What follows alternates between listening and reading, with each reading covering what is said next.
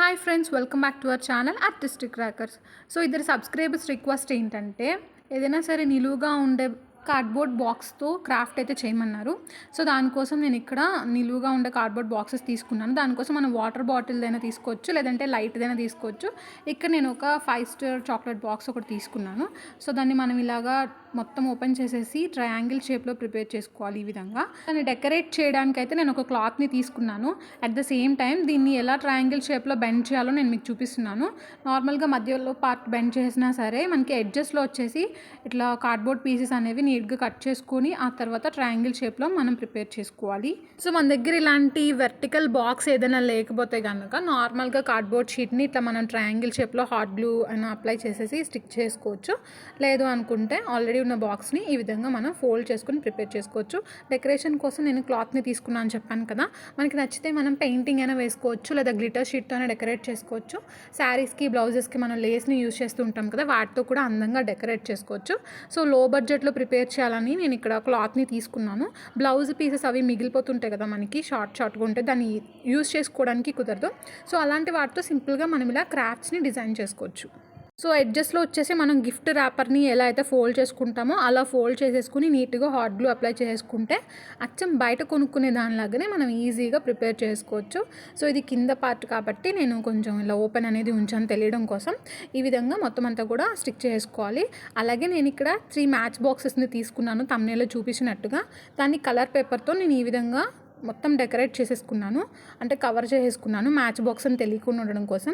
ఇక్కడ చూపిస్తున్న విధంగా నేను మ్యాచ్ బాక్స్ని కట్ చేసుకున్నాను. ఒక చిన్న సైజ్ సోఫా షేప్లా వస్తుంది.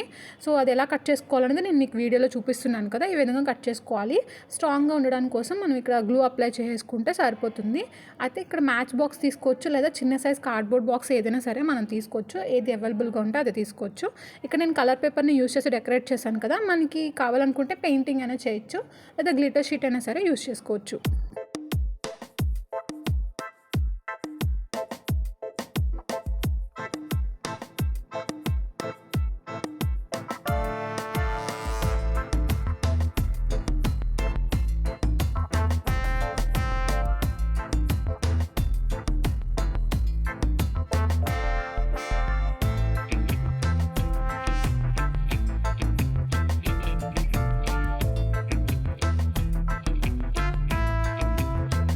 సో ఈ విధంగా మనం మొత్తం కూడా 3 ప్రిపేర్ చేసుకోవాలి.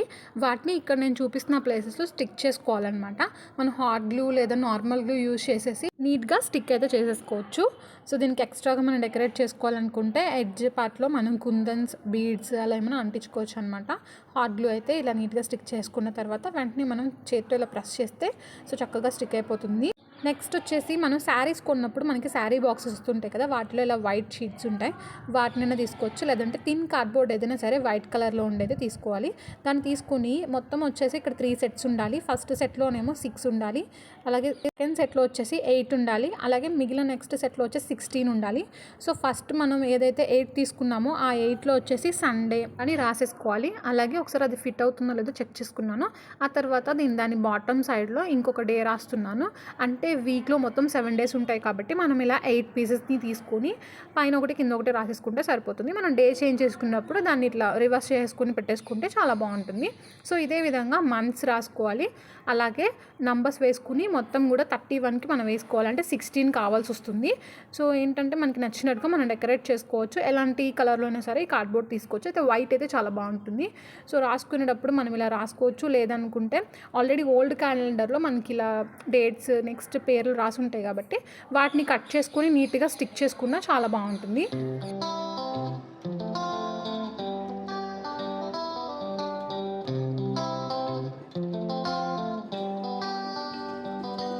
ఆ 3 సెట్స్కి నేను నేమ్ మెన్షన్ చేశాను, డేట్, మంత్, డే అని చెప్పేసి. ఇయర్ నేను రాయలేదు, ఎందుకంటే ప్రతి ఇయర్ కూడా మనం ఇయర్ అనేది మెన్షన్ చేయక్కర్లేదు కదా. స్టార్టింగ్ డే మనం అరేంజ్ చేసుకుంటే డైలీ చేంజ్ చేసుకున్నప్పుడు ఆ ఆర్డర్ సరిపోతుంది. అండ్ నెక్స్ట్ బ్యాక్ సైడ్ వచ్చేసి ఎంటీగా ఉండకుండా నేను వెల్కమ్ అని చెప్పేసి రాసిస్తున్నాను. సో అది మనకి నచ్చినట్టుగా కస్టమైజ్డ్ డెకరేషన్ అనమాట. మనకి నచ్చినట్టు మనం డెకరేట్ చేసుకోవచ్చు. క్లాత్ కాబట్టి కొంచెం అదే స్మడ్జ్ అవుతుంది. అందుకని నేను అసిటిక్ పెయింటింగ్ లాగా కొంచెం ఒక షేప్లో ఇచ్చాను బ్లాక్ బ్యాక్గ్రౌండ్ అనేది.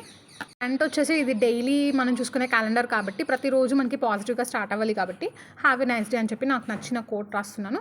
సో మీరు కూడా మీకు నచ్చినట్టుగా డెకరేట్ చేసుకోవచ్చు, నచ్చినట్టుగా కోట్ రాసుకోవచ్చు, లేదంటే ఏదైనా మనకి ఫేవరెట్ ఫొటోస్ అలాంటివి ఏమైనా సరే స్టిక్ చేసుకోవచ్చు. చాలా బాగుంటుంది. సింపుల్గా వేస్ట్ ఐటమ్స్ పారేయకుండా వాటిని ఈజీగా ఎలా రీయూజ్ చేయాలన్నదే ఈ వీడియో అనమాట. మన ఇంట్లో ఉండే అట్టపెట్టెల్ని మనం పారేసుకోకుండా ఈ విధంగా మనకి నచ్చినట్టుగా టేబుల్ క్యాలెండర్ అనేది ప్రిపేర్ చేసుకోవచ్చు. ఆఫీస్లో టేబుల్ మీద పెట్టినా చాలా బాగుంటుంది. అచ్చం బయట కొనుక్కునే దానిలోనే ఉంటుంది. బట్ మనం వేస్ట్ ఐటమ్స్ని రీయూజ్ చేస్తూ చేసాం కదా. ఐడియాస్ నచ్చితే వీడియోని లైక్ చేయండి, షేర్ చేయండి, అలాగే మన ఛానల్ని సబ్స్క్రైబ్ చేసుకోండి. ఫస్ట్ టైం మన ఛానల్ని విజిట్ చేసిన వాళ్ళైతే కనుక సబ్స్క్రైబ్ చేసుకుని అలాగే పక్కనే ఉన్న బెల్ బటన్ని యాక్టివేట్ చేస్తే మీకు ఇన్స్టాంట్గా మన ఛానల్ నుంచి ఏ నోటిఫికేషన్స్ అయినా వస్తుంటాయి. So thanks for watching. Wait for my next video. Until then bye.